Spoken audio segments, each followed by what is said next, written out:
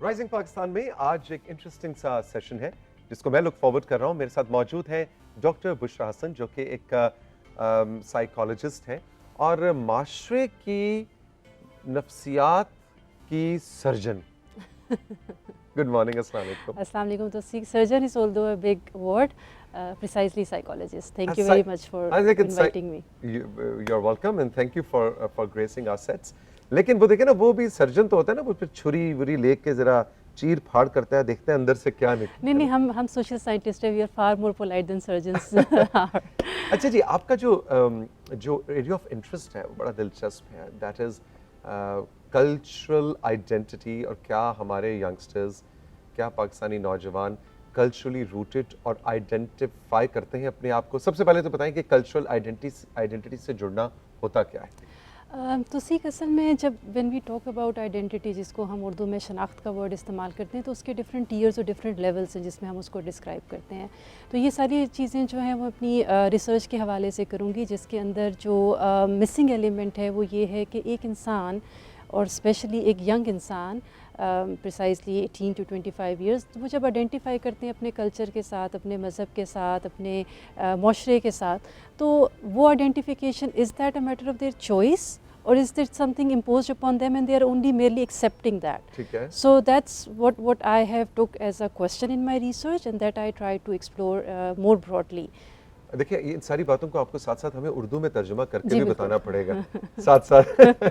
अच्छा, तो पहले तो ये बताइए कि क्या एक आम तासुर ये है कि हमारा नौजवान जो है वो अपनी शनाख्त के एतबार से थोड़ा सा कंफ्यूज्ड है, क्योंकि इंटरनेट ने उसको इतनी शनाख्तें दे रखी हैं कि उसको समझ नहीं आती कि मैं एक वेस्टर्न कल्चर को अपनाऊं और क्या इसमें कोई हर्ज है या वो रूटेड है। तो ये बताएं कि क्या हम कंफ्यूज्ड हैं?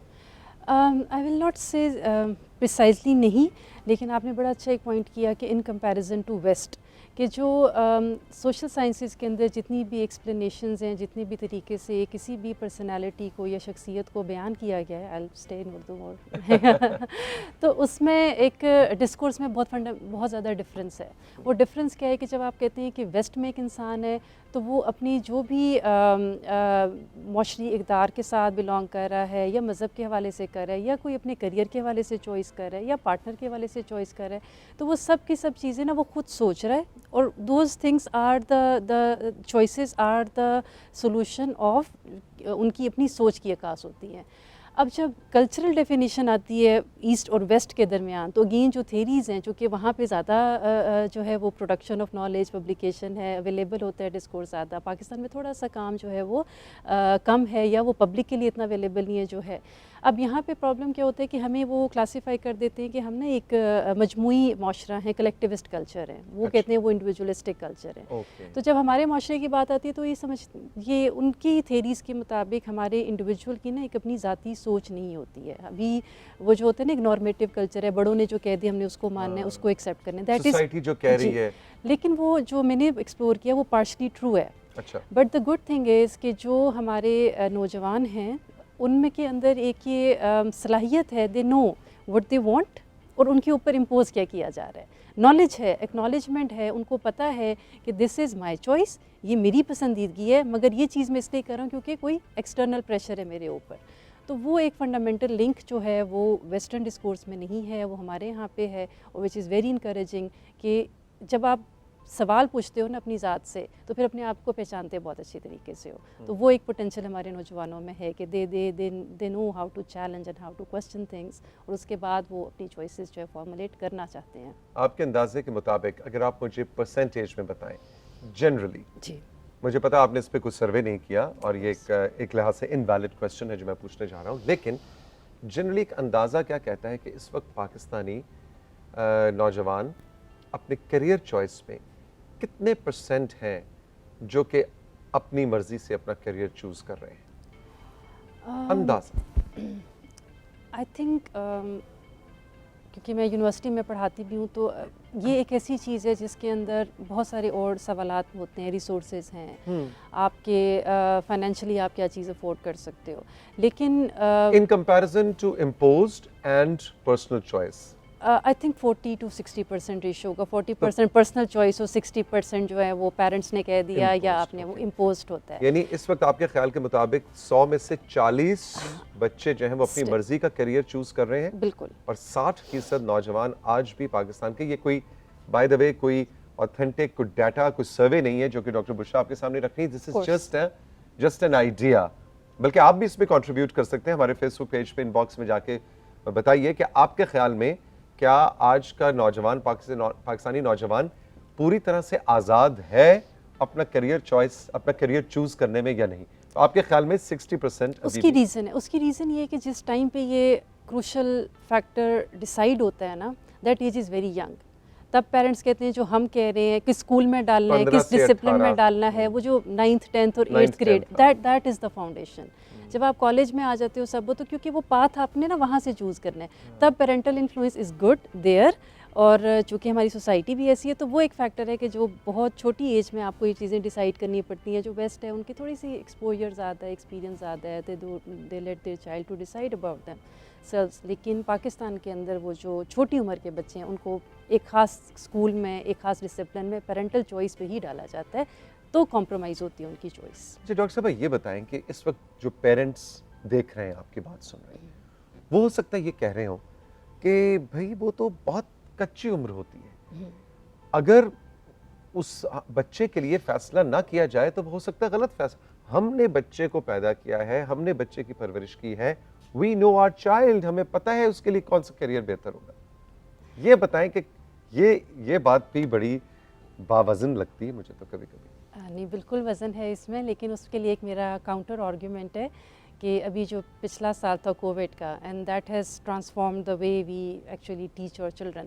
तो उसमें बहुत सारे पेरेंट्स जो थे वो बच्चों पे रिलाई कर रहे थे कि बेटा अब ये ऐप इस्तेमाल कैसे करनी है, डिजिटली कम्युनिकेट कैसे। सो आपको नहीं पता कि आपके बच्चे के अंदर कितना पोटेंशियल है, how smart these children are. ये तो है। ठीक है, तो आप एक छोटे से बच्चे को, 1.5 साल के बच्चे को भी ये देंगे ना कि आप मतलब he will know how to get connected, he will know how to make a phone call, कि वो ऑडियो करनी है, वीडियो करनी है। तो आप शायद अंडर एस्टिमेशन है आपके बच्चों को के बारे में कि उनको नहीं पता या उनकी कच्ची उम्र है, कोर्स कच्ची उम्र है, but they are far more inform to see, क्योंकि उनके सामने एक इंफॉर्मेशन का एक ओवरलोड है। आप उनको एक ट्राई तो दें, आप उनके साथ कन्वर्सेशन तो करें, and then you will see the power imbalance, how much you know and how much your child knows about the field. And that's my challenge to parents, do try that कि बच्चे पे थोड़ा trust करें, बिल्कुल, और उसके साथ उसके पसंद के प्रोफेशन पे जरा बात तो करके देखें। क्योंकि आपने पिछले साल में बच्चों पे बहुत रिलाई किया कि टेक्नोलॉजी को कैसे इस्तेमाल करना है, नॉलेज कैसे गेन करना है, सीख करना है, तो इसमें भी थोड़ा सा रिलाई करें और देखें। इंटरेस्टिंग। अच्छा, अब ये बताइए कि जनरली जो प्रोग्राम के आगाज़ में मैं बात कर रहा था, क्या जनरली पाकिस्तानी नौजवान हमारा कल्चर, हमारा जो हज़ारों साल का की जो हिस्ट्री है, हिस्ट्री ऑफ दिस लैंड, हमारा कल्चर, हमारी ज़बान, उससे कनेक्टेड, मेरा वैसे ज़ाती ख्याल है कि ये वाली जनरेशन हमसे शायद ज़्यादा कनेक्टेड है। What is your opinion about it? क्या हम अपने कल्चर से ज़्यादा कनेक्ट हो रहे हैं? I absolutely agree with that कि अपने कल्चर के साथ ज़्यादा कनेक्ट हो रहे हैं। और देखें, उसमें तो हर दफ़ा कल्चर के साथ आइडेंटिफाई करने का ये मतलब नहीं है कि जो आपको कल्चरली चीज़ें आप इनहेरिट कर रहे हैं या आपको मिल रही हैं, आप उनके साथ सेटिस्फाइड नहीं। आपने देखा है कि people have started challenging the dysfunctional norms कि कुछ जैसे फॉर एग्जांपल डाउरी है, फॉर एग्जांपल इस तरह की कुछ और चीज़ें हैं जो लोग बस कर ही जा रहे हैं क्योंकि वो हमारे कल्चर की एक नॉर्म है, लेकिन वो ठीक नॉर्म नहीं है। But may be people in the past, जो हमारे से पहले के लोग थे, उन्होंने इस चीज़ को, प्रेशर तो तब भी था, जेंडर रोल्स में बहुत डिवाइड था, बेटा और बेटी की परवरिश में बहुत ज़्यादा था, अब वो कहीं ना कहीं ब्रिज हो रहे हैं गैप्स। तो that only becomes when you have knowledge about your cultural values and you can, आप देख सकते हैं कि क्या चीज़ आपके माशरी इक़्तिदार में बेहतर है जिसको आगे लेके जाना है, और कौन सी ऐसी माशरी इक़्तिदार में चीज़ें बुरी हैं या डिसफंक्शनल हैं या उनकी जो है वो आपको कहीं कॉम्प्रोमाइज़ हो रहा है आपकी ज़ात पे, तो उसको चेंज करने की भी कोशिश की जा रही है। तो I find them far more knowledgeable. और आप बिल्कुल ठीक कह रही हैं। मुझे अब पिछले 10-15 साल में मैंने बहुत सी शादियां ऐसी इर्द गिर्द देखी हैं जो कि बहुत ही यंग बच्चे, ज़ाहिर है शादी ज़्यादातर यंग बच्चों, लेकिन कहने का मतलब बिल्कुल 18, 20, 22 साल वाले बच्चों की शादियों में भी उन्होंने कहा है कि जी सॉरी, हम ना जहेज़ मांगेंगे, बिल्कुल ना मैं जहेज़ लूँगा। बिल्कुल और लड़कियों ने भी कहा कि भाई मैं जहेज़, मेरे माँ बाप अफोर्ड कर सकते हैं वो अपनी मोहब्बत से, ज़ाहिर है इनहेरिटेंस पे, लेकिन जहेज़ कोट अनकोट जहेज़ पे बहुत सी शादियां मैंने देखी, उन्होंने कहा कि नो जहेज़, थैंक यू वेरी मच। ये बड़ी इनकरेजिंग बात है कि ये यंगस्टर्स जो है ना, ये मेरे ख्याल में हमारी जनरेशन से ज़्यादा इन्फॉर्म्ड है। डॉक्टर बुशरा हसन हमारे साथ मौजूद है। राइजिंग पाकिस्तान में एक छोटा सा ब्रेक लेंगे क्योंकि इंटरनेशनल इस्लामिक यूनिवर्सिटी में असिस्टेंट प्रोफेसर भी हैं। रोज़ के रोज़ बच्चों के साथ इनका वो कहते हैं जी, अब तो खैर साल तो उस तरह से कनेक्शन नहीं बना, लेकिन अब Aahista Aahista in person studies शुरू होगी। डॉक्टर साहब से मैं ब्रेक के बाद ज़रूर बात करना चाहूँगा कि जनरल वायलेंट बिहेवियर्स, हम कहते हैं पूरे इंटरनेशनली नौजवान ज़्यादा वायलेंस प्रोन होता जा रहा है, वायलेंट होता जा रहा है। पता नहीं डॉक्टर बुशरा से एग्री करती हैं नहीं करती कि वायलेंट बिहेवियर्स क्यों आते हैं और उनका तदारुक कैसे किया जा सकता है। ब्रेक के बाद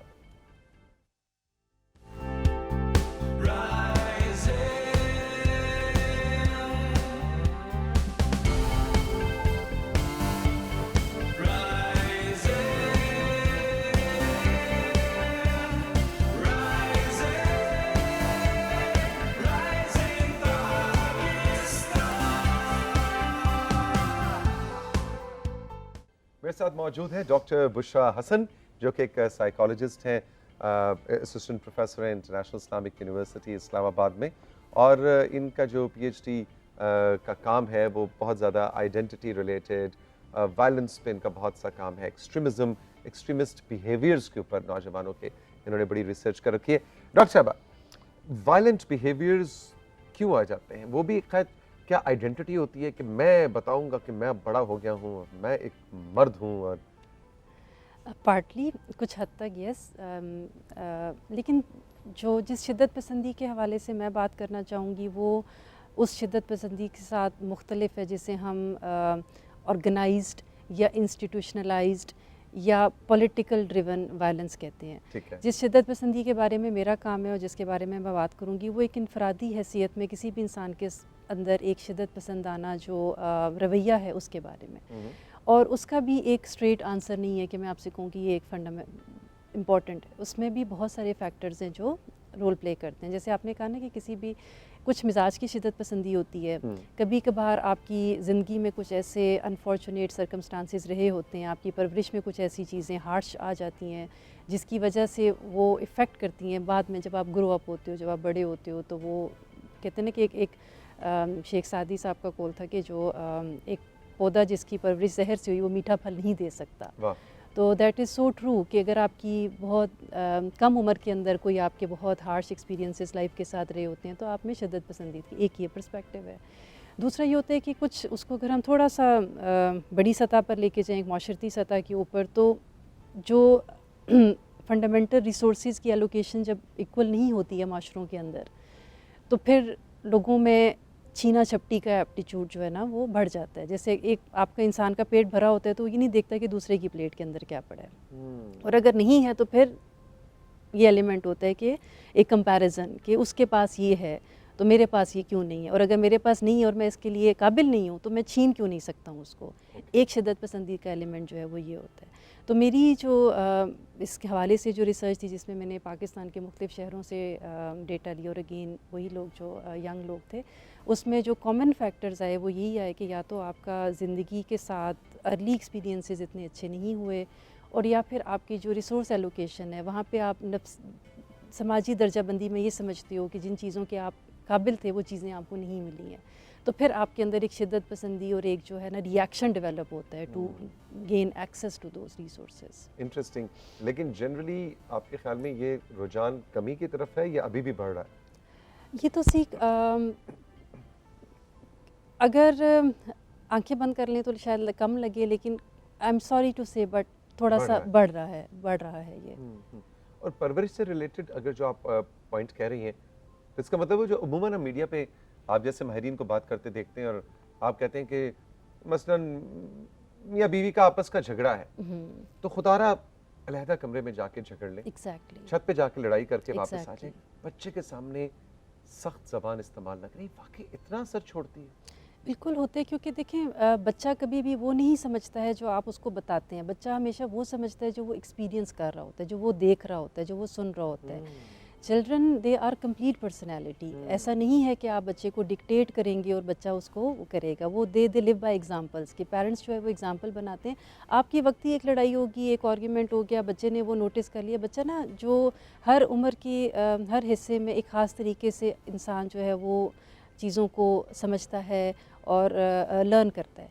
तो बच्चों में होता है कि उनकी लर्निंग बताने से नहीं होती, उनकी एक्सपीरियंस बेस्ड होती है। वो देख के सीखते हैं। तो जो देखेंगे वो चीज़ ख़त्म होगी, पेरेंट्स राज़ी हो गए थोड़ी देर बाद, एवरीथिंग वेंट फाइन। तो वहीं पर बच्चे ने वो सीख लिया, क्योंकि उसने वो नोटिस कर लिया, उसने वो चीज़ एक्सपीरियंस कर ली, तो वो कहीं ना कहीं उसके माइंड में आपने फीड कर दी। अब बाद में आप बच्चे को कहते हो लड़ाई बहुत बुरी बात है, ऐसे नहीं करना चाहिए, वैसे नहीं करना चाहिए। आपके बताने में और आपका अपने बच्चे के सामने एक्ट करने में डिफरेंस है। तो बताने से वो फ़र्क नहीं आएगा, लेकिन वो एग्जाम्पल देखेंगे जब घर में टॉलरेंस की और सब उसकी, तो वो उससे बच्चा सीखता है। मुझे याद है पीटीवी पे जब हम छोटे थे तो वो एक पब्लिक सर्विस मैसेज चला करता जी। और वो इतना सिंपल सी चीज़ थी कि वो बाप जो है वो सिगरेट पी रहा है हाँ। और उसने सिगरेट पी के ऐसे उसको बुझाया और वो छोटा सा 3-4 साल का बच्चा है, उसने वो बुझा हुआ सिगरेट उठाया और उसने मुंह पर लगाया। बस सिर्फ सा मेरा ख्याल है कोई 7-8 सेकंड की चीज़, लेकिन मेरे जहन में ऐसी शायद बैठी। और मैं अब कभी सोचता हूँ कि मैं आई डोंट स्मोक, मैं सिगरेट नहीं पीता, तो शायद अगर मेरा साइकोलॉजिकल एनालिसिस किया जाए तो शायद, और मेरे करीबी दोस्तों में बहुत से लोग हैं जो जैसे जैसे माशरे में होता है, लेकिन मैं सिगरेट शायद इसलिए नहीं पीता डॉक्टर साहब कि वो पीटीवी का चला हुआ जो एड था जब मैं बच्चा था तो उसने इम्प्रिंट किया। तो बच्चे का जो जहन है वो तो बिल्कुल कैनवस की तरह होता है, आप जो उस पर पेंट करते जाएंगे जी। वो उधर से प्रिंटिंग मशीन निकलती चली। बिल्कुल, आपने बड़ी अच्छी मिसाल दी है। आप बच्चे से ये कहें कि जी स्मोकिंग इज़ बैड, हाँ और आप उसके आफ्टर एन आवर और थोड़ी देर बाद आप उसके सामने सिगरेट पी रहे हैं, तो फिर तो एग्जैक्टली बच्चा उस वो नहीं रजिस्टर करेगा कि smoking is bad. He will register कि अच्छा बाप पी रहे तो what is bad about it, exactly इसमें क्या बुरा है। बिल्कुल। अच्छा डॉक्टर साहब, मैं एक चीज़ और आपसे जानना चाहूँगा कि इस वक्त ठीक है हमने एक एकेडमिक लेवल पे आपकी रिसर्च के हवाले से तो बात की, जी। लेकिन इस वक्त जो मेरे व्यूअर्स हैं उसमें पेरेंट्स भी हैं या कुछ यंगस्टर्स खुद भी जो देख रहे हैं, टीनेजर्स हैं, और वो महसूस करते हैं कि हमारे अंदर एग्रेशन बहुत ज़्यादा है, हमारे अंदर वायलेंस है, और आजकल का बच्चा जो है ना वो मानता भी है। कुछ 2-3 टिप्स दीजिए एज ए साइकोलॉजिस्ट, कोई थेरेपी या कोई सुबह उठ के 11:30 दफ़ा ऊंचे नीचे सांस लें, क्या करें? थोड़ा सा बच्चों को बताएं, टीनेजर्स को, अपनी एग्रेशन, अपने वायलेंट बिहेवियर्स को टोन डाउन करने के लिए क्या टिप्स हो सकते हैं? उसमें तो सिख साहब आपका बड़ा इंटरेस्टिंग सेशन था मॉर्निंग में। काशिफ साहब थे जिन्होंने जी। हमें कुछ एक्सरसाइजेज बताई। अब देखें कि कभी कभार हर एक के ना जो अंग्रेज़ी में लफ्ज़ कॉर्टिसोल लेवल्स आर डिफरेंट एक से दूसरे इंसान के अंदर। तो आपको के अंदर एक एनर्जी है, लाजमी नहीं है वो एग्रेशन हो। जब वो चैनलाइज नहीं होती है, जब वो आप उसको इजहार नहीं कर सकते, तो मे बी वो एग्रेशन की फॉर्म में एक्सप्रेस होती है। अब उसके लिए आपको वो चीज़ें देखनी है जो पॉजिटिव चीज़ें हैं जिनमें आप उसको एनर्जी को इन्वेस्ट कर सकते हैं। जैसे मैंने मिसाल दी एक्सरसाइज की, and it helps quite a lot. अच्छा। ठीक। और उसके अलावा फिर ये कि आपको अपनी रूटीन से थोड़ा सा हटकर वो चीज़ें जो आपको थोड़ा सा ज़हनी तौर पे आपको रिलैक्स करती हैं, मे बी ड्राइव कर लेना, मे बी दोस्तों से थोड़ी देर के लिए मिल लेना, मे बी एक्सरसाइज कर लेना, तो उसमें से कहीं ना कहीं अपने लिए आपने वो सेगमेंट्स आइडेंटिफाई करने हैं जो आपको मुतमईन करें, जो आपको थोड़ा रिलैक्स करें। तो एग्रेशन, और अगर आप वो चीज़ें आपको और सबसे ज़्यादा होता है कि हर इंसान के अंदर अगर कोई ना कोई एक क्रिएटिव जो आपको ना सीखनी चाहिए स्किल। अच्छा। डांस हो सकता है, म्यूज़िक हो सकता है, और कुछ नहीं, लिखना हो सकता है, स्केचिंग हो सकती है। और ये बहुत अच्छे मैकेनिज़म्स हैं कि आपका जो भी घबराहट है इंसान के अंदर, जो भी गुस्सा है, वो सब है, वो एक क्रिएटिव ट्रांसफॉर्मेशन से बड़े अच्छे तरीके से आप जो है ना डिपिक्ट कर सकते हो, and you let it go out of you. कुछ लोग आयरनिंग, इस्त्री करना एक बड़ी अच्छी थेरेपी है। एग्जैक्टली। कपड़े धोना एक बड़ी अच्छी थेरेपी है। Cooking can be very cooking, therapeutic. सब्जी बनाना सब्जी एक बहुत अच्छी थेरेपी है।